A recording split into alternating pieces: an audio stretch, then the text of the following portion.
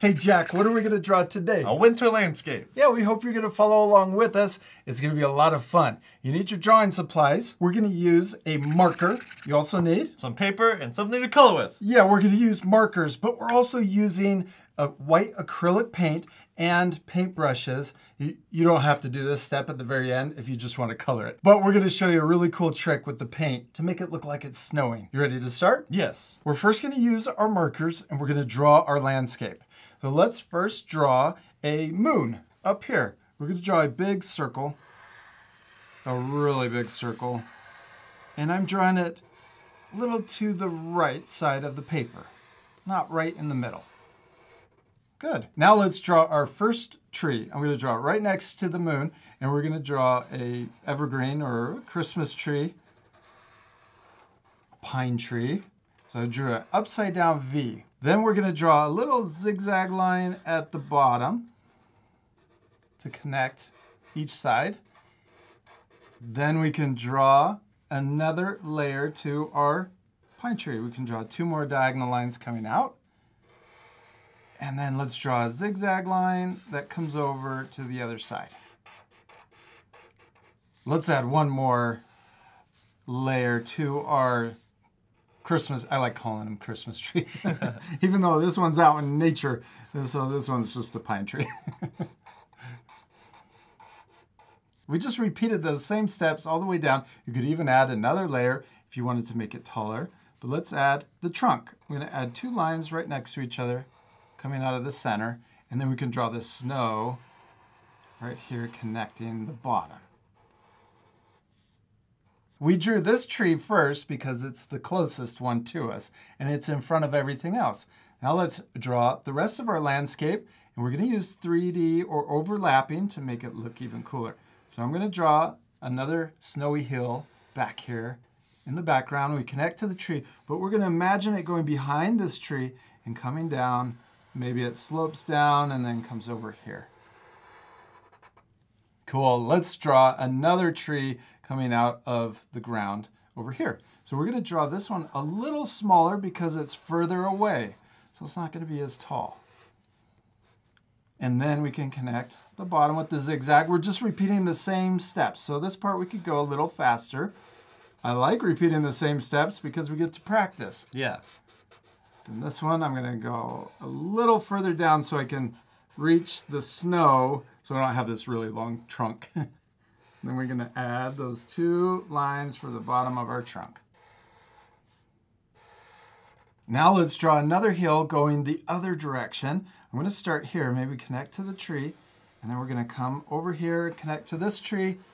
We'll imagine it going behind and then coming up over here and ending on the edge of our paper. Let's add a few more trees. This one I'm going to draw here. Now, even though it's about the same height up here, we're going to draw it smaller, and it's going to connect to this hill right here at the bottom. I'm going a lot faster on this one. Now, if you guys need extra time, what can our friends do? Pause it. Yeah, you can pause the video. You could also use that time to add even more trees. I think I'm going to add 1 more tree way back here in the distance, right under the moon. So I'm going to add, maybe this one just comes out and has 2 layers. And you can also make the trunk a little smaller too. I got to add more. There's not enough Christmas trees. Pine trees. Pine trees. There's not enough pine trees in our landscape. Now you could add even more details to your drawing. You could add a cabin, maybe with some smoke coming out of the chimney. You could add little animals. What else could our friends add to this drawing? You could draw Santa in the sky, like on his sleigh. Yeah, with the reindeer. With the reindeer. That would be really cool. But let's leave it just like this and switch to our coloring markers. We've picked out 2 blues and 2 greens. A dark blue and a light blue, a dark green and a light green. That's going to keep this lesson nice and simple, but it's still going to look really cool. Let's first start with our light blue, and we're going to put a little highlight around our moon. We're going to leave the moon white, but we're going to put a ring around our moon, and it could be a messy highlight too. It can just go around. It's kind of like the moon is shining, kind of like the sun. It gives off light, well, reflective light, right? Yes. From the sun is reflecting off the moon and then That's what makes it so bright. So we can kind of go around it like this. That makes it look really cool. Then we're gonna add dark blue around this. Now let's use this same blue and we're gonna add a little shading on the snow. Because the moonlight has a blue texture tint to it, we also have that same blue tint on the snow. Now we're ready to switch to our dark blue and we're gonna color in the sky. This is a really dark blue. This part we are gonna fast forward. It's gonna take us a little while to go all the way around. We're using white paint to add snowflakes on our drawing after we do this part. But you could also add snowflakes during this step. You could draw little snowflakes like this, and that would, then you don't have to use the paint if you don't want to. But we're gonna color it in and add the snowflakes after.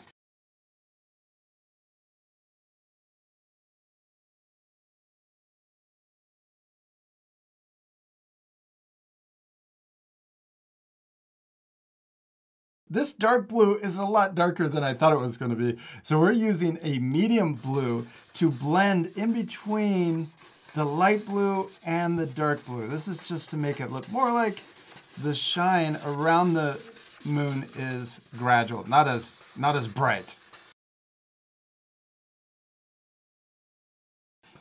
That looks so much better. Look how it looks more like it blends into the sky and it's just shining. Now you can go back over, you can go over the dark blue and that will pick up on the marker and you can bring it back in and help blend it in to make it look more smooth and gradual. And I love that our two drawings look a little different. They both are turning out awesome. The most important thing is to have fun and to practice. All right, let's keep going. Now we're gonna switch to our green. Let's first do our light green. We're gonna put this out here on the trees that are far away. Just add a little green under each of the layers. This makes it look like there's snow on top of the trees. You know, I totally forgot we didn't get a brown for the trunk. Oh yeah. So I'm gonna add this green over here too. Add green on this one and another layer underneath. That looks really cool. That looks like snow. Yeah, it does. Next, let's switch to our dark green and we're gonna draw on or color in the trees that are closer to us and also leave in that little bit where the snow has landed on the tree and is still there, stuck on the tree. We're gonna add it on each of the layers. You can even do a little spot. Maybe there's a little piece of tree that sticks through there. And we're gonna do the same thing at the bottom of the tree, all the way across.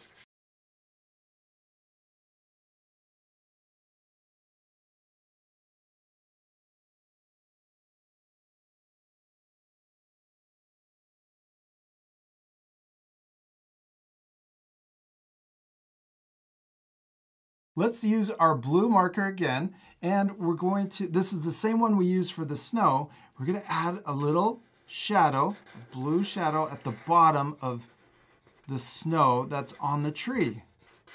This makes it look a little more 3D and also more like snow. Yeah.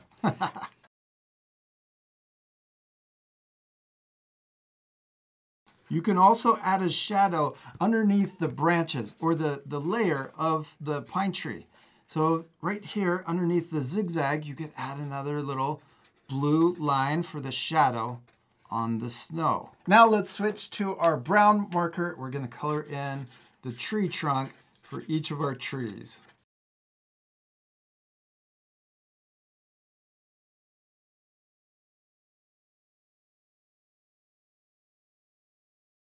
We did it, Jack. It looks really cool, all colored in. Now the last thing we need to do is add our snowflakes. We're gonna do that with our white acrylic.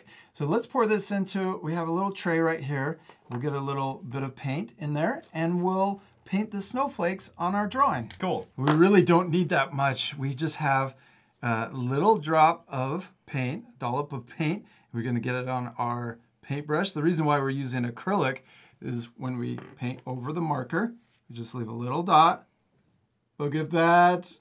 It looks like Snowflake. Yeah. We have never done one of these. I think it looks so cool. Well, I think in the past we've done a few fall trees where we painted the leaves, but this looks really cool with little white snowflakes falling from the sky. So you can do, when you do this, you can make some of the snowflakes really big. You can make some of them small, not too big, right? Yeah. But some of them small, some of them big, and then you want to mix them up. You can even put it on in front of the tree. Now, this is one of the reasons why I wanted to do it with paint, so that we could paint over the tree. It makes it a little tricky if we tried to color the snowflakes with our markers. This allows us to do the snow in front of the tree. We could also do it in front of the moon, like that. Kind of It just looks like stars so, a little bit. It does, but if you put it in front of the snowflakes in front of the tree, that's what'll make it look more like a snowflake instead of stars. The other thing you want to try to remember if you're doing this at home is to wait for the paint. You could, if you're right-handed, start on the left side of your paper and work this way so that you don't smear the paint with your hand. Yeah. Let's fast forward this part because it's going to take us a little while to paint all of the snowflakes on, but we'll come back when we're all finished.